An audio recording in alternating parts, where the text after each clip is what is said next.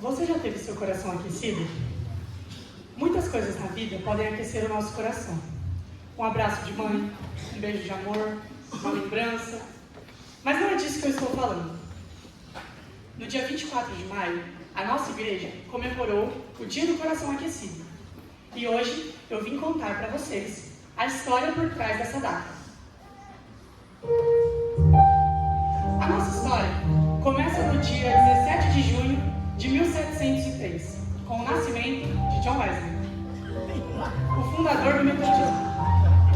John Wesley era filho de Samuel e Susana, um pastor anglicano e uma mãe muito atenciosa. A família Wesley era composta por 19 filhos, que seguiam uma rotina muito rígida de horários e de compromissos. Susana fazia questão de guiar os seus filhos em um caminho cristão.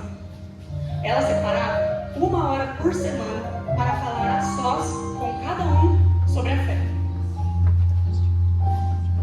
Agora, passamos para o ano de 1720, quando John Wesley e o seu irmão Charles entram para a Universidade de Oxford. Durante seus estudos, os irmãos fundaram um grupo cristão de universitários, que foi chamado de Clube Santo. Os membros desse grupo faziam votos de viver uma vida santa. Eles ajudavam os necessitados, visitavam os enfermos e estudavam a Bíblia todos os dias por 3 horas. Por terem essa rotina tão metódica, o Clube Santo passou então a ser chamado de Os Metodistas. A partir desse nome, John Wesley deu início ao movimento metodista, com o intuito de renovar e fortalecer o espírito cristão, que estava muito enfraquecido na época. Assim como o Clube Santo, os metodistas também ajudavam e cuidavam dos necessitados.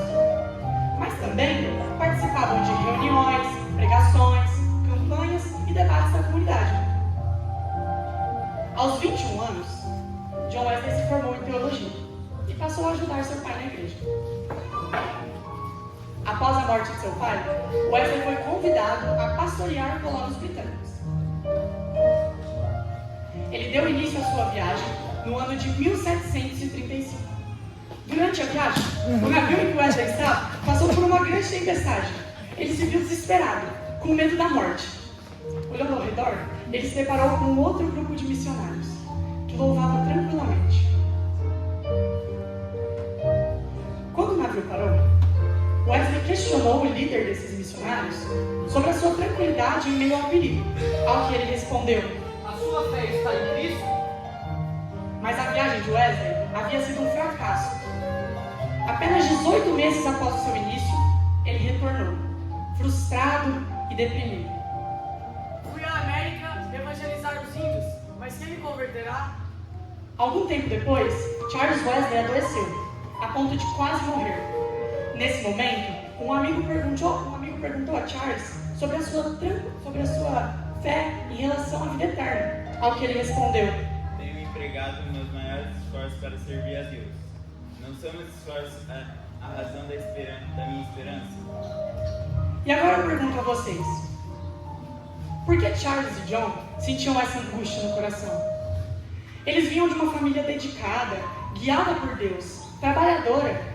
Eles tinham um pai e uma mãe maravilhosos, uma formação. Eles fundaram um grupo cristão.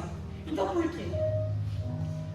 John Wesley e Charles Wesley acreditavam que a sua salvação se baseava apenas nas suas obras, naquilo que eles haviam feito, nos seus esforços, nas suas conquistas.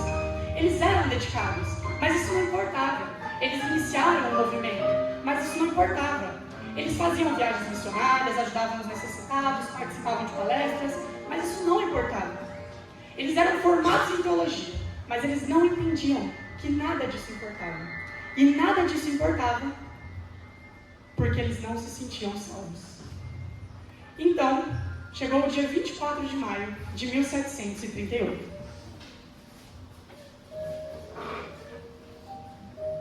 John Wesley vai a uma reunião, onde escuta a leitura de um comentário de Martinho Lutero sobre a carta aos Romanos. Durante a leitura, Wesley sente seu coração estranhamente aquecido. Finalmente, ele entende a essência do Evangelho de Cristo. A partir de então, ele deixa de crer nas suas obras e passa a confiar inteiramente no Cordeiro de Deus, que tira o pecado do mundo. E você acha que por isso ele deixou de fazer suas obras? Pelo contrário, agora ele não via mais as obras como raízes da sua fé, mas sim como frutos da maravilhosa graça que Deus nos concede. A partir de então, Wesley se tornou um pregador fervoroso e incansável da justificação dos pecados pela fé na cruz. Nos 50 anos que se seguiram, ele pregou uma média de 3 sermões por dia, a maior parte deles ao ar livre. Milhares de pessoas se converteram e o movimento metodista cresceu.